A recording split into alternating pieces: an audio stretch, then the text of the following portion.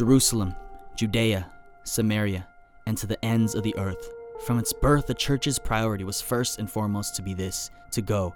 The goal, to unfold God's plan for the saving of souls with boldness. The whole world from pole to pole, an untold harvest that they needed to tell.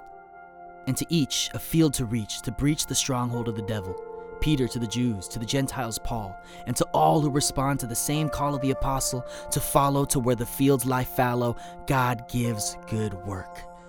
Today we tell their tales. In each generation, God rose up heroes who assailed nations and saw their mission as an occasion for God's glorification, paying any cost for the gospel's demands, canceling their plans, giving away all they had, suffering injustice and the hatred of hostile lands, even losing their lives at the hands of those they were trying to reach, believing that their lives were not theirs to keep, but had been bought at a price by Christ's blood to fulfill the vision He'd placed on their hearts, to be laborers in the harvest field given them.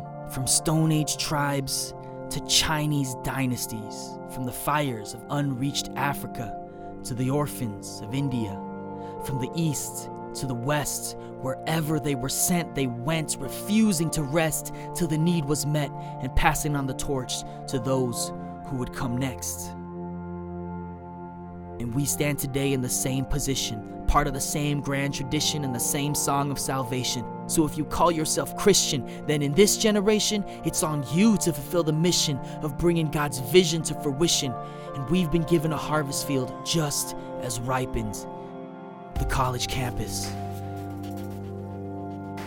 where secular gods and cultural Goliaths shout defiance at God while thousands of students nod and dutifully eat what they're feeding.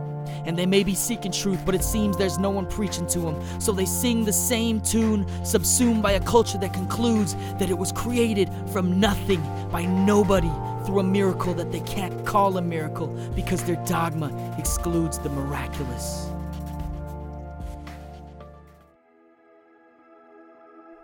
But believe what you will, because we've seen God work fiercely and often.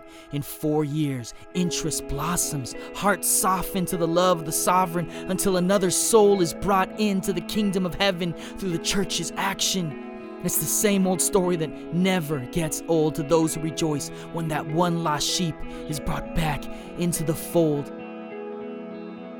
These 4 years, when minds are open and engaged and reality is still as small as grades and pages that need to be read come semester's end, before hearts close and grow cold with age and it's not quite so strange to check out church. Don't tell me that that's not a harvest field that God has given and that we dare not waste. In an age where more and more people ignore their soul's cry for heaven, these doors are still open, imploring with voices unspoken for a hope and a love and a reason to live that only God can give. The harvest abounds. So we're pursuing this calling in college towns all around. We're building churches to preserve the word as we love the world and the heaven. Communities in place to raise the next generation to face this unfinished task. For our past forefathers in the faith fought to replicate it for our sake, and now God's placed on our plate a vision to run the same race. But complacency is the devil's snare, and reality hits harder than we care to admit, and we dare not assume that we're farther than where we are since pride impairs sight. So let's sift the facts and shed some light on where we stand.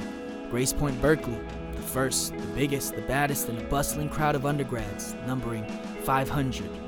That's less than 2% of the 27,000 undergrads they have on that campus.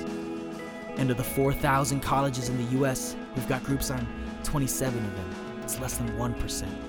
Jesus speaks no lies. It's not fanciful when He says that the harvest is plentiful, and it's a little too true when He tells us that the laborers are few. And so for me and for you, the work isn't done.